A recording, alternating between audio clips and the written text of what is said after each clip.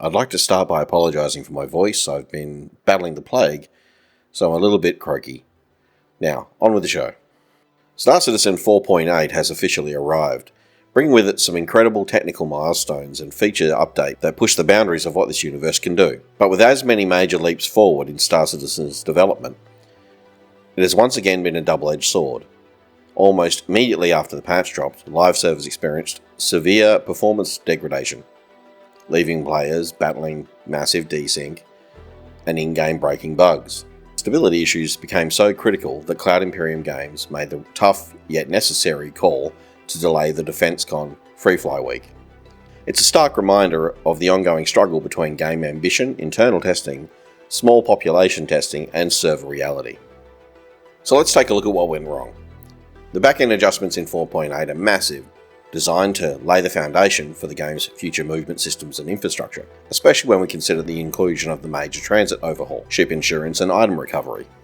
However, while the Evocati and PTU builds stood up fairly well, the push to live with the update has failed under active player numbers, resulting in unexpected server stress. Database queues, server resource calls quickly backed up, locking players out of their ships and out of the game, with login delays and congestion degrading the overall experience, or the ability to sign in at all. On the positive side, CIG's engineering teams didn't miss a beat. They've been working around the clock, actively deploying hotfix servers to stabilise the environment. Personally, the early hotfixes did very little to fix my own problems, with large frame drops and delays, while the second patch and forward into the live release have got things running fairly well, with only noticeable lag around the event in Area 18.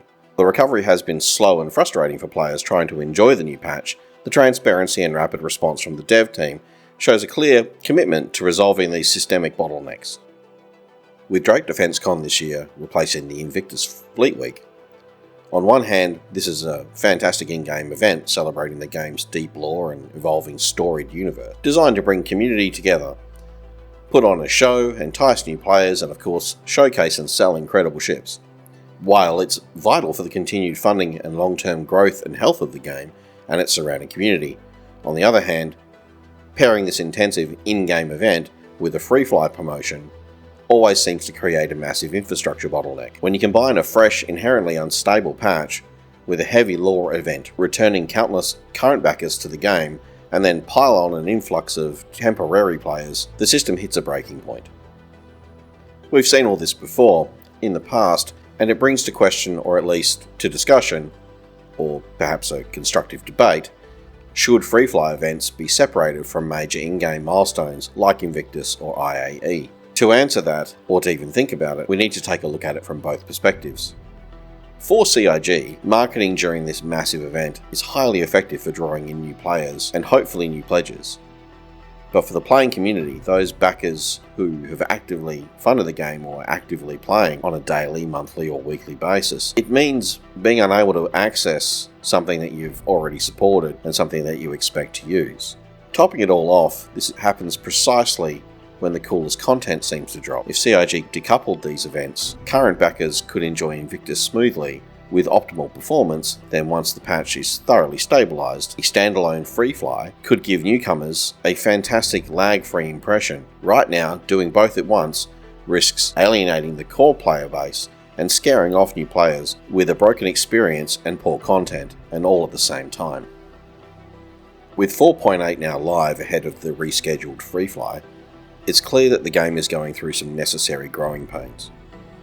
Pushing technology forward isn't always sunshine and rainbows. It can get messy, frustrating, stressful, and disheartening at times. But the way CIG's responded to these crises, it also matters. Moving forward, for me personally, I'd like to see CIG treating the core community's playtime as a priority rather than collateral damage for marketing, especially as you consider Star Citizen is moving towards a commercial 1.0 release and Squadron 42 is around the corner. This is the time where polish does actually matter, especially during heavy events like this where we're trying to bring in new people to the community. What's your take on the situation? Let me know below.